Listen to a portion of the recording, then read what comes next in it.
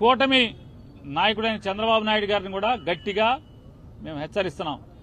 ఈ బీహార్ సంస్కృతిని లేదా ఈ వేటాడే అధికారాన్ని అడ్డం పెట్టుకుని ఈ వేటాడేటువంటి ధ్వంసం చేసేటువంటి ఆస్తులు తగలబెట్టేటువంటి లేదా మనుషుల్ని ప్రాణహాని చేసేటువంటి నరికేటువంటి కత్తులతో దాడులు చేసేటువంటి సంస్కృతిని ప్రారంభిస్తే ఖచ్చితంగా దీని పర్యవసానాలు అనుభవించాల్సి వస్తుంది భవిష్యత్తులో అని కూడా చంద్రబాబు నాయుడు గారికి హెచ్చరిక చేస్తూ ఇది మానుకోమని చెప్పని కట్టిపెట్టమని చెప్పని అలాగే వారిని గట్టిగా డిమాండ్ చేస్తూ పోలీసును కూడా అధికారులను కూడా మేము డిమాండ్ చేస్తున్నాం.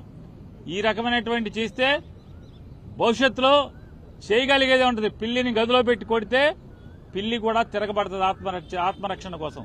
ఖచ్చితంగా వైఎస్ఆర్ కాంగ్రెస్ పార్టీ కార్యకర్తలను కాపాడుకుంటాకి మేము కూడా తిరుగుబాటు చేయాల్సిన పరిస్థితులు వచ్చేదాకా తీసుకురాబాకండి అని చెప్పని కూడా వారికి తెలియజేసుకుంటూ గవర్నర్ గారు గట్టిగా చెప్పారు. పోలీసుని పిలిపించి వీటన్నిటి మీద విచారణ చేయిస్తాను, ఈ ధ్వంస రచనని ఈ హింసాకాండని కంట్రోల్ చేస్తానని చెప్పని కూడా గవర్నర్ గారు చెప్పడం జరిగింది. ఆంధ్రప్రదేశ్ రాష్ట్ర గవర్నర్ గారిని ఈరోజు వైఎస్ఆర్ కాంగ్రెస్ పార్టీ తరఫున రిప్రజెంట్ చేయడం జరిగింది.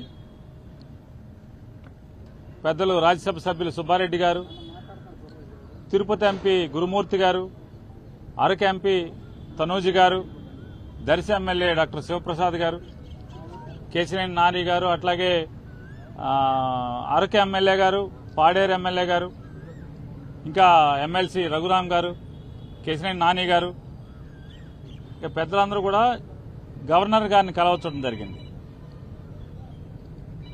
కౌంటింగ్ అయిపోయిన తర్వాత, ఎన్నికల లెక్కింపు అయిన తర్వాత ఈ ఆంధ్రప్రదేశ్ రాష్ట్రంలో జరుగుతున్నటువంటి బీహార్ తరహా కిరాతకాలు, బీహార్ తరహా హింసా రాజకీయాలు ఇవన్నీ కూడా గవర్నర్ గారి దృష్టికి తీసుకెళ్తామైంది. ఎన్నికలు ఒక పక్క జరుగుతుంటే ఎన్నికలు సంపూర్ణంగా పూర్తవకుండానే మధ్యాహ్నం నుంచి తెలుగుదేశం పార్టీ గూండాలు ఏ రకంగా ఇళ్లపై దాడులు చేయటం, ఇళ్లు తగలబెడతాం, ఇంట్లో ఫర్నిచర్ ధ్వంసం చేయటం, మనుషుల్ని కిరాతకంగా కొడతాం, ఇళ్లలోకి వెళ్లి ఆడవాళ్ళని హింసించటం, కార్లు ధ్వంసం చేయటం, కార్లు తగలబెడతాం, ఆస్తులు నాశనం చేయటం, భయభ్రాంతులకు గురి చేయటం. అంటే తెలుగుదేశం పార్టీ అధికారంలోకి వస్తే ఎర్ర పుస్తకంలో అంటే ఎర్ర పుస్తకంలో ఏం రాసుకున్నారా అంటే మేము హింస కోసమే, ఈ కక్ష తీర్చుకోవడం కోసమే, మాకు వ్యతిరేకంగా వైఎస్ఆర్ కాంగ్రెస్ పార్టీ ఎవరు జెండా పట్టుకుంటే వాళ్ళనల్లా కిరాతకంగా హింసిస్తాం, వాళ్ళ ఆస్తులు ధ్వంసం చేస్తామనేటువంటి దానికోసమే అధికారంలోకి వచ్చినట్టుగా ఇవాళ వాళ్ళు ప్రవర్తిస్తున్నారు. ఇవన్నీ గవర్నర్ గారికి చెప్పినప్పుడు ఆయన ఆశ్చర్యపోయారు. ఏంటి ఇంత కిరాతకంగా జరుగుతుంటే పోలీసు పట్టించుకోవట్లేదా అని చెప్పినారు. వాస్తవం సార్, ఇది ఒక్క ఎఫ్ఐఆర్ కూడా నమోదు కావట్లేదు.